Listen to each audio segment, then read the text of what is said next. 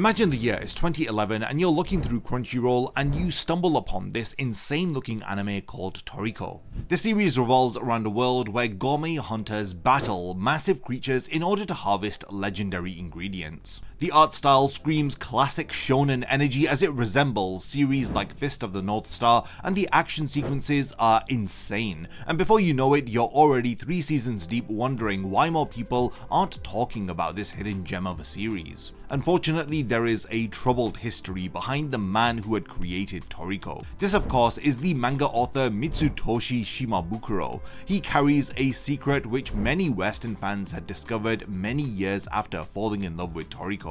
In 2002, at the height of his early career, Shimabukuro was arrested and convicted of serious crimes which had involved minors. But somehow, this individual managed not only to return to the manga industry, but he ended up creating one of Weekly Shonen Jump's most successful manga series of the 2010s. Toriko was even touted as the next big series, as it was often lined up with Dragon Ball and One Piece, and it even had its own special crossover episode in the early 2010s with One Piece and Dragon Ball.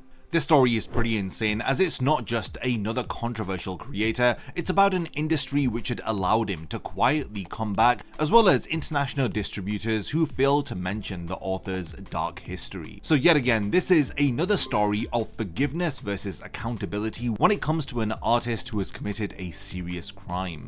Mitsutoshi was born in Naha, Okinawa on the 19th of May 1975, and he grew up in a cultural melting pot. Okinawa's heavy American military presence exposed him to Western culture in ways that mainland Japanese kids rarely had experienced. You would see how this cultural fusion would later influence his storytelling, especially with Toriko's world building, as it incorporates distinctly American concepts of adventure and exploration alongside values that are typically seen within traditional Japanese manga. Shimabukuro's obsession with American culture ran deep, as he even dreamed of visiting Arizona's Grand Canyon, as he compared it to a location that has been ripped straight out of Dragon Ball.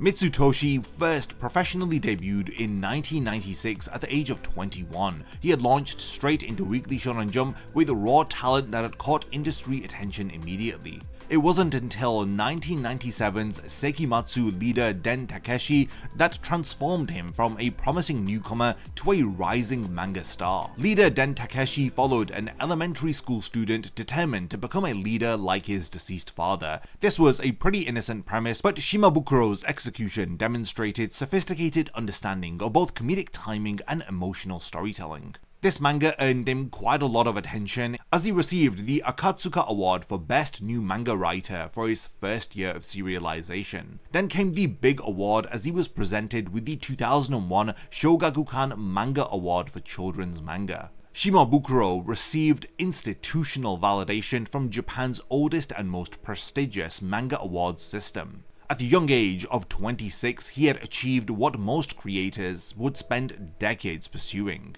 Leader Den Takeshi was getting some serious momentum by 2002, as the series already had an OVA special that was screened at Jump Festa. This put him in the same promotional tier as established legends. Industry insiders were also speaking about how he could potentially join the upper tier of the greatest creators within Shonen Jump. Everything was pointing towards Shimabukuro having the best decade of his life, which would establish him as a generational talent in manga.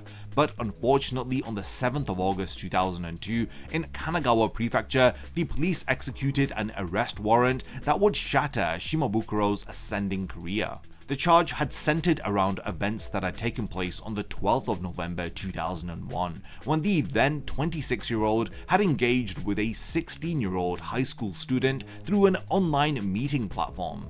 So he had arranged to meet the girl at a hotel in Yokohama, and Shimabukuro allegedly paid her 80,000 yen, which was approximately at the time $660, for what the court documents had described as lewd acts. So we need to have some context here for legal framework. Japan's age of consent sits at 16, but the country maintains separate child prostitution laws that classify anyone under 18 as a minor for commercial sexual purposes. This distinction meant that and while the age gap itself wasn't illegal, the financial exchange absolutely was. Shimabukuro had crossed a clear legal line here, which had carried some serious consequences. What made this case disturbing was the pattern that had emerged. The initial arrest was just the beginning, as on August 29th, police re-arrested Shimabukuro as evidence surfaced connecting him to multiple similar incidents. Court proceedings would ultimately reveal 5 separate victims, teenage girls who had encountered him through the very same anonymous online platforms, which were becoming notorious for facilitating exactly these kinds of exploitative arrangements. The anonymity of these websites had made them perfect hunting grounds for predators. Shimabukuro had operated under false pretenses as he appeared online as a regular businessman rather than as a public-facing figure, adding deception to his exploitation. The investigation was pretty quick because the evidence was overwhelming. There were digital communications, financial records, hotel registrations, everything had painted a clear picture of calculated, repeated criminal behavior. By the time that authorities finished building their case, Shimabukuro faced charges which could land him significant prison time. The timing was pretty bad, especially for his career, as his series Takeshi was riding high, industry recognition was flowing in, and major opportunities were on the horizon, like a full-on anime adaptation. Now Shimabukuro found himself facing the collapse of everything that he had worked so hard to build, with national media coverage making sure that his crimes would forever be associated with his creative work. Weekly Shonen Jump's response was pretty swift and decisive, as Sekimatsu leader Den Takeshi had vanished from the pages of the magazine immediately following Shimabukuro's arrest. This had left readers with an abrupt, unexplained ending. This was a financial loss and a reputation damager for Jump, as Jump's editorial department faced a crazy situation. How do you handle a rising star's spectacular fall from grace? Then there was some fascinating industry talks, and these were debates about the art versus the artist when it comes to accountability. Weekly Shonen Champion published a statement which would prove controversial, as they stated, even if the writer has problems, if the work itself is a good work, then there is no need for it to go out of print. This point of view argues that artistic merit should exist independently of the conduct of the creator. This reflects broader Japanese cultural attitudes about redemption and social reintegration rather than punishment. The silence of Weekly Shonen Jump spoke volumes. Unlike Shonen Champion's explicit defense of problematic creators, Weekly Shonen Jump had decided to distance themselves from Shimabukuro. There were no statements defending Shimabukuro's work, no philosophical arguments about separating art from the artist. The message was pretty clear. Criminal conduct meant clear professional consequences, at least temporary ones when it comes to the case of Shimabukuro. A lot of Japanese audiences seemed more willing to view Shimabukuro's crimes as separate from his creative output. They had possibly reflected their cultural emphasis on rehabilitation over permanent punishment. This was definitely a reflection of the cultural emphasis again on rehabilitation over permanent punishment. There wasn't this sustained outrage that Western audiences would have given, although this may also reflect the fact that social media wasn't existent in the early 2000s, so there would have been less overall backlash because of this news.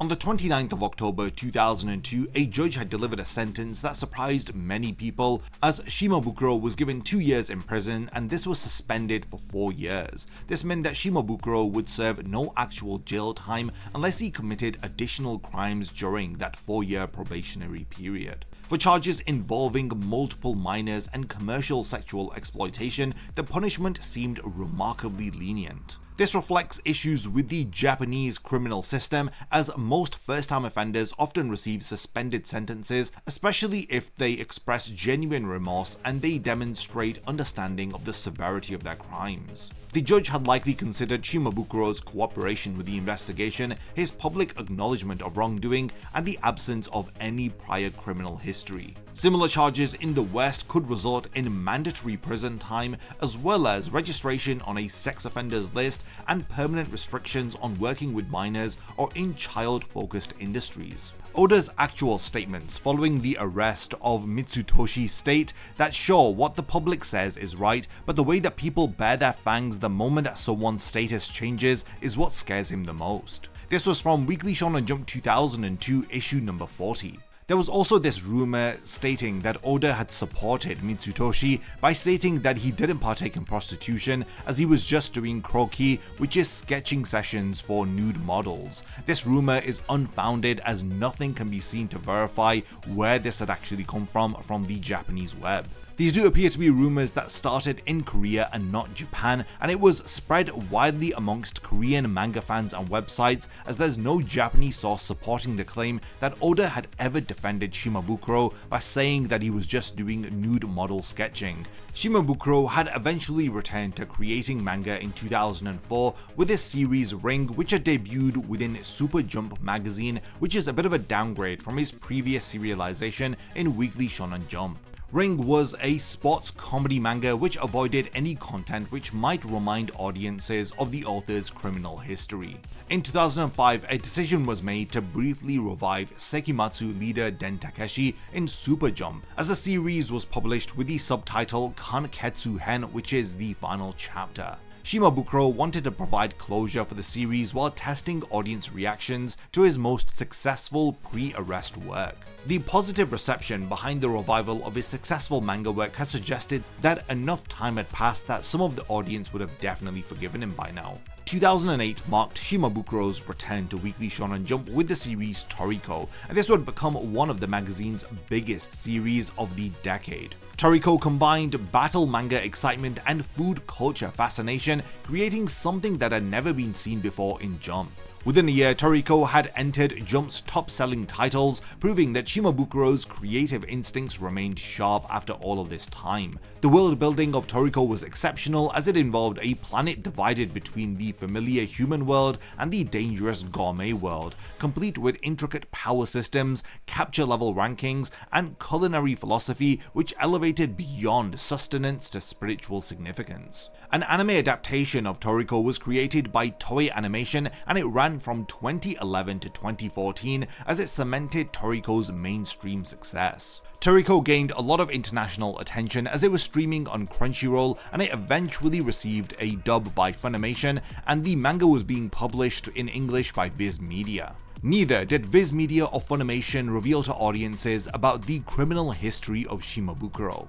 There were even One Piece crossover specials with Toriko. This meant that he had pretty much rehabilitated his entire career following his arrest. By the time that Toriko ended in 2016, it had sold over 25 million copies worldwide. There were multiple films, it generated extensive merchandise lines, and it established Shimabukuro as one of the decade's most successful manga creators. While Japanese audiences had lived with knowledge of Shimabukuro's conviction throughout the run of Toriko, Western fans often learned about it years after becoming invested in his work. The 2020 launch of Build King occurred in this heightened awareness environment as fans scrutinized the series with unprecedented attention paid to Shimabukuro's personal history, and thus the reception behind this work was noticeably colder than his previous works. Whether if this suggested that Build King wasn't a high-quality work which engaged with audiences, or if it was because Shimabukuro's was resurfacing, is something that is debated even to this day. Build King was quickly cancelled after just 5 months of being serialized, and there's been a lot of articles and videos which have brought Shimabukuro's case to international audiences who otherwise would not have known about his crimes. I think that there is a line that you have to draw, especially if the artist is financially benefiting from the art that he has created, and if you are supporting his work, then you may be financially assisting him, which overall means that he committed a serious crime and was let off the hook pretty much. There are massive differences between Japanese society's emphasis on rehabilitation versus Western audiences who back cancel culture. I don't think that one approach is better than the other, but I do think that serious crimes need to be punished, and authors cannot be excused to benefit from their work, especially if they've not even been punished at all for serious crimes. But yeah, we have reached the point of the video where I want to hand over the discussion to all of you. What do you guys think about the case of the author of Toriko? And what are your thoughts on the debate of the art versus the artist? I'd love to know all of your thoughts, so definitely continue the discussion in the comments. And lastly, thank you for making it to the end of this one, and I cannot wait to see you in my next next video. A massive thank you goes out to all of my amazing Patreon supporters for helping to make this video possible. If you also want to support the channel and see your name in the end of my videos, then check out my Patreon, which has loads of perks like early video access and so much more. Thank you for sticking around till the end of the video, and whatever you contribute will mean a lot to me.